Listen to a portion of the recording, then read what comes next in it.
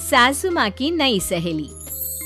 प्रिया kitchen में चाय बना रही होती है और सुमन ड्राइंग रूम में बैठकर मजे से टीवी देख रही होती है। तभी दरवाजे की घंटी बजती है। प्रिया, जरा देखना तो कौन आया है।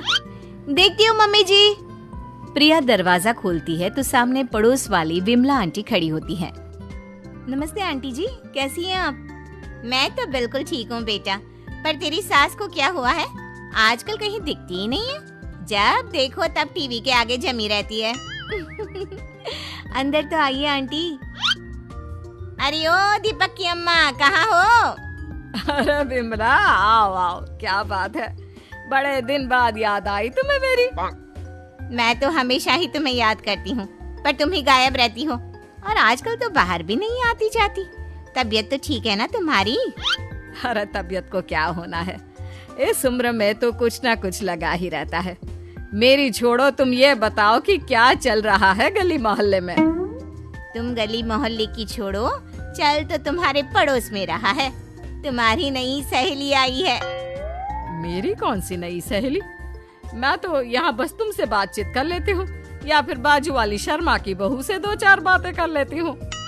इसीलिए तो कहा कि तेरी नई सहेली आई है। अब कोई पड़ोस में आया है तो बात तो होनी ही है। कम से कम इसी बहाने हमारा भी एक ग्रुप बन जाएगा। फिर सब मिलकर अपनी बहुओं की शिकायतें किया करेंगे। दोनों हंसने लगते हैं। तभी प्रिया चाय लेकर आती है और सामने टेबल पर रख देती है। दोनों चाय पीती हैं और बातें करते हैं। चलो मैं चलती हूँ, अब कल मिलते हैं। राम राम। अगले दिन प्रिया किचन में कुछ काम कर रही होती है और सुमन आराम से सोफे पर बैठकर मटर छिल रही होती है। तभी डोरबेल बजती है। प्रिया दरवाजा खोलती है तो सामने उनकी नई पड़ोसन खड़ी होती है। जी, आप कौन? मैंने पहचाना नहीं। नमस्ते बेटा, मैं शारदा, आपके बगल वाले घर में अभी 2-4 दिन पहले ही शिफ्ट हुए हैं। ओह अच्छा। नमस्ते आंटी, अंदर आइए ना आप। देखिए तो मम्मी जी, आज कौन आया है। इतना कहकर प्रिया किचन में चाय बनाने चली जाती है। नई पड़ोसन को घर पे देखकर सुमन थोड़ा हैरान हो जाती है। नमस्ते बहन जी, मैं शारदा, आपकी नई पड़ोसन। अच्छा, आप हैं हमारी नई पड़ोसन। आइए आइए, और बताइए कैसी हैं आप? जी बिल्कुल ठीक हूँ। वो दरअसल घर पर छोटी सी पूजा रखवाई थी, बस उसी का प्रसाद देने चली आई।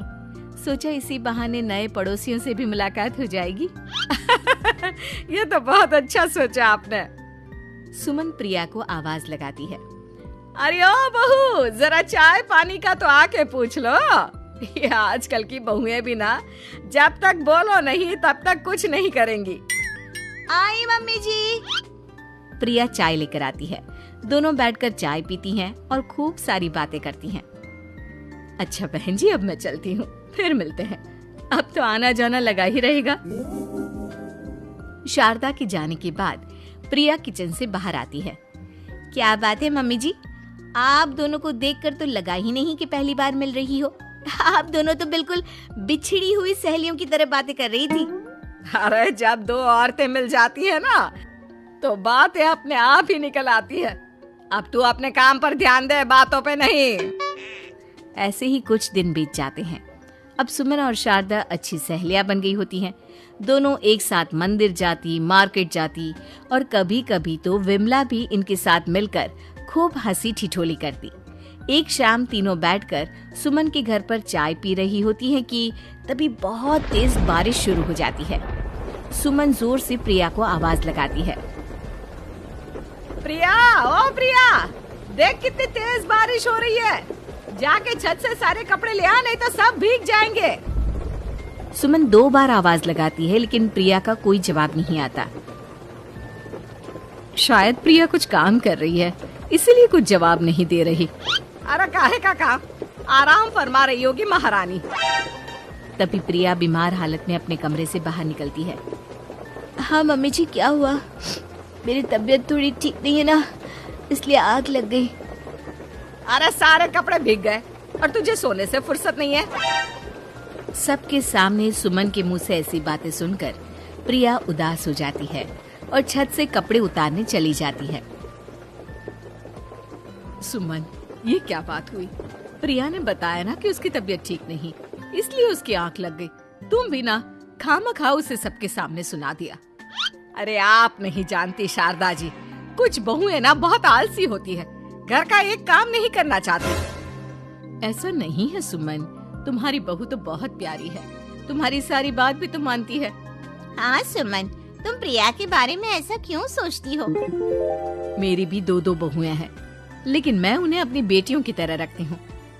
आखिर वो भी तो किसी की बेटियां ही है ना। और अगर तुम ऐसा ही व्यवहार करोगी तो एक दिन प्रिया भी तुम्हारे साथ ऐसा ही बर्ताव करेगी। शारदा और विमला की बातें सुनकर सुमन की तो बोलती बंद हो जाती है। वहीं प्रिया भी बाहर से सारी बातें सुन रही होती है।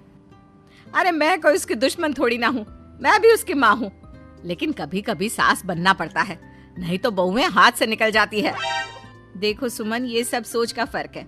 अगर तुम ये सोचोगी तो कभी प्रिया को अपनी बेटी नहीं बना पाओगी। इतना कहकर शारदा और विमला वहाँ से चली जाती हैं और सुमन अकेले बैठकर उनकी बातें सोचने लगती है। अगले दिन प्रिया और दीपक अपने कमरे में बैठकर बात कर रहे होते हैं और सुमन उनके कमरे के बाहर कुछ काम कर रही होती है और उन दोनों की बातें सुन लेती है।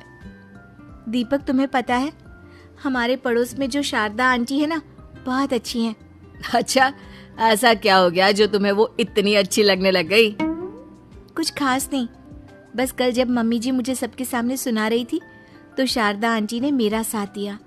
मैं तो सच में हैरान ही रह गई थी जब उन्होंने मम्मी जी को मुझसे ऐसा बर्ताव करने के लिए मना किया। अच्छा, फिर क्या हुआ? होना क्या था, शारदा आंटी तो मम्मी जी को समझा ही रही थी कि बहू को भी बेटी की तरह ही रखना चाहिए, लेकिन मम्मी जी तो मम्मी जी है ना, उन्हें तो मुझ में हमेशा कमी ही दिखती है। काश मुझे भी शारदा आंटी जैसी सास मिली होती जो मुझे भी अपनी बेटी जैसी समझती। सुमन ये सब सुनकर बहुत उदास हो जाती है और वहां से चली जाती है। प्रिया की बातें सुमन के कानों में बार बार गूंज रही थी। उसे बहुत शर्मिंदगी महसूस हो रही थी कि उसने प्रिया के साथ बहुत गलत किया है। अगले दिन सुमन शारदा और विमला को बुलाती है। क्या बात है सुमन, आज तूने ऐसे अचानक क्यों बुलाया? सब ठीक तो है ना? हाँ हाँ, सब ठीक है, तुम दोनों बैठो तो सही। तब तक दीपक और उसके पापा भी आ जाते हैं। प्रिया, तुम भी आ जाओ। क्या हुआ मम्मी जी, आपने बुलाया? हाँ प्रिया बेटा, मैं आज सबके सामने तुमसे माफी मांगना चाहती हूँ। मैंने आज तक तुम्हारे साथ बहुत बुरा व्यवहार किया है, लेकिन तुमने कभी भी मेरे साथ बुरा बर्ताव नहीं किया। मुझे अपनी गलती का एहसास हो गया है, हो सके तो मुझे माफ कर देना। प्रिया अपनी सास की बातें सुनकर हैरान हो जाती है। उसकी आंखों में आंसू आ जाते हैं। प्लीज मम्मी जी, आप मुझसे माफी मत मांगिए, मैं भी आपकी बेटी ही हूँ। वैसे एक थैंक यू तो मेरी नई सहेली को भी बनता है, जिसकी वजह से मुझे मेरी गलती का एहसास हुआ। शारदा बहन, आपका बहुत बहुत शुक्रिया जो आपने मेरी आंखें खोल दी। अरे क्या सुमन, तुम भी ना। तो फिर इसी बात पर चाय और पकोड़े हो जाए? हाँ हाँ, क्यों नहीं।